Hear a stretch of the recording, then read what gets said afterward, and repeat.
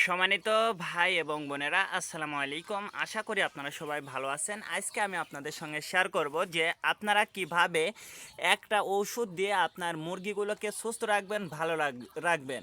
বিশেষ করে এখন কিন্তু যে আবহাওয়াটা হচ্ছে, এখন কিন্তু অনেকটাই গরম পড়ে গেছে। আর এই গরমের কারণে কিন্তু যে শীত এবং গরম দুইটাই, কিন্তু শীতের শেষ এবং গরমের শুরু, এই টাইমে কিন্তু আমাদের মুরগিগুলো সবচেয়ে বেশি ঝিমানো রোগ হয়।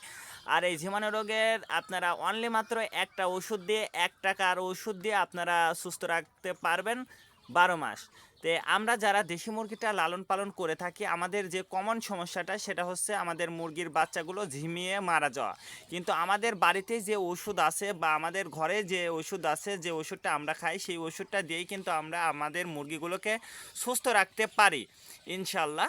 তে আমাদের কিন্তু মূল সমস্যা হচ্ছে আমরা আমাদের মুরগির রোগ বালাই সম্পর্কে যদি আমাদের ধারণা না থাকার কারণে কিন্তু আমরা আমাদের মুরগিগুলোকে কিন্তু সুস্থ রাখতে পারি না।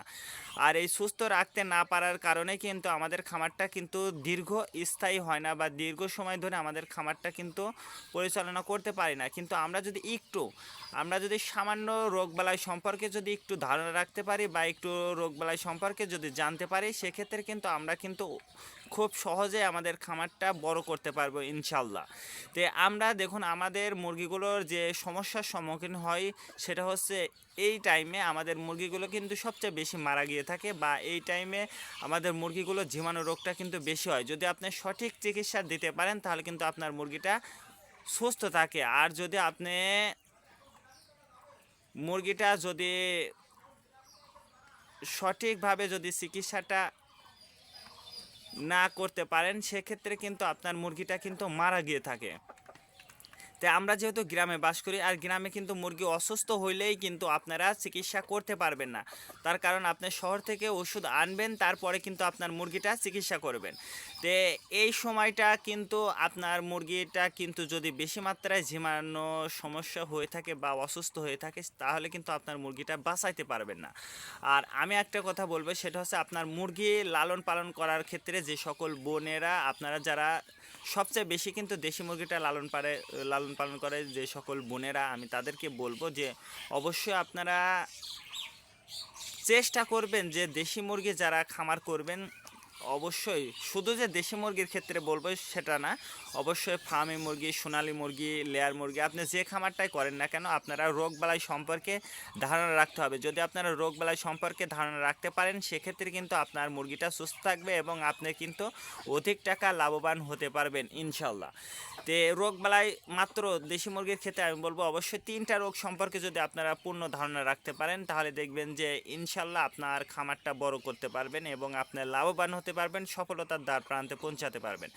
শুধু যে আপনারা দেশি মুরগির খামার করবেন কথা কিন্তু এমন না। ইনশাল্লাহ আপনি যদি 1 বছর দেশি মুরগির খামারটা ভালোভাবে যদি সাজাইতে পারেন, ভালোভাবে যদি খামারটা পরিচালনা করতে পারবেন, তাহলে দেখবেন যে আপনি ওই দেশি মুরগি বিক্রি করে যে টাকা ইনকাম করবেন, সেই টাকা দিয়েই একদিন আপনারা একটা ছাগল কিন্তু লালন পালন করতে পারবেন। এই যে ছাগলের কথা বললাম, এই এই মুরগি বাচ্চা বা মুরগিগুলো ডিম বিক্রি করে আপনি যে 1 বছরে যে টাকা ইনকাম করবেন, অবশ্যই বছর শেষে কিন্তু একটা ছাগল, বছর লাগবে না, আপনার 6 মাস পরে আপনি মুরগি বিক্রি করা টাকা দিয়ে কিন্তু একটা ছোট্ট একটা ছাগল কিন্তু আপনারা কিনতে পারবেন। সেটা হচ্ছে পাঠির বাচ্চা। আর এই পাঠির বাচ্চা থেকে কিন্তু একদিন ধারী হবে। তো আমাদেরও কিন্তু অনলি মাত্র একটা ছাগলই আছে। তো এই ছাগলটা বিক্রি করে কিন্তু আপনার 6 মাস 1 বছরের মধ্যে কিন্তু আবার একটা গাভী গরু কিনতে পারবেন ইনশাল্লাহ। তো আপনারা যদি এইভাবে যদি আপনারা খামার করেন, ইনশাল্লাহ দেখবেন যে একদিন আপনারা সফলতার দ্বার প্রান্তে পৌঁছাতে পারবেন। তো আপনাদের যেটা জানতে হবে সেটা হচ্ছে, আপনার যে খামারটাই করেন না কেন, সেটার হচ্ছে রোগবালাই সম্পর্কে কিন্তু আপনাকে জানতে হবে। যদি আপনারা রোগবালাই সম্পর্কে যদি জানতে পারেন, তাহলে দেখবেন যে আপনি যেটাই করেন না কেন, আপনি গরু, ছাগল, ভেড়া বা সোনালী মুরগি, লেয়ার মুরগি, ফার্মি মুরগি, আপনি যে খামারটাই করেন না কেন, খুব সহজেই কিন্তু আপনি সফলতার দ্বার প্রান্তে পৌঁছাতে পারবেন, যদি আপনি রোগবালাই সম্পর্কে ধারণা থাকে এবং আপনার টাকাটা থাকতে হবে। আমি জানি না আপনার কত টাকা নিয়ে খামারটা শুরু করতে চাচ্ছেন বা কত টাকা আপনার আছে, সেটা কিন্তু আপনার পরিকল্পনা অনুযায়ী কিন্তু আপনাকে খামারটা করতে হবে। তার কারণ আপনার পরিকল্পনা যদি ঠিক থাকে তাহলে দেখবেন যে আপনি সফলতার দ্বার প্রান্তে পৌঁছাতে বেশি সময় আপনার প্রয়োজন হবে না, ইনশাল্লাহ।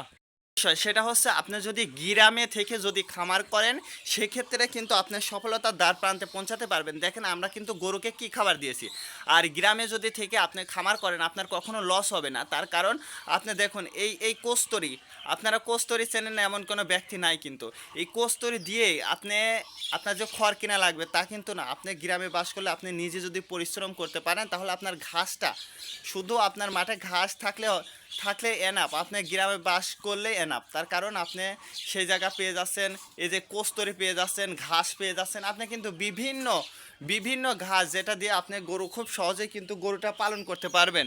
জন্য আমি বলবো যে অবশ্যই আপনারা যারা খামার করতে চাচ্ছেন, আপনি যে খামারই করেন না কেন, যদি আপনি হালকা কিছু বিষয় আপনি যদি জানা থাকে তাহলেই কিন্তু আপনি খামার করতে পারবেন খুব সহজেই।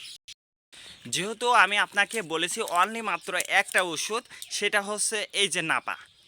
এই নাপাটা কিন্তু আমাদের ঘরেতে কিন্তু কম বেশি সবার বাসাতেই কিন্তু এই নাপাটা থাকে। আর এই নাপাটা যদি আপনারা আপনার মুরগিকে খাওয়ান দেখবেন যে 1 টাকার মধ্যে আপনার চিকিৎসা হয়ে যাবে।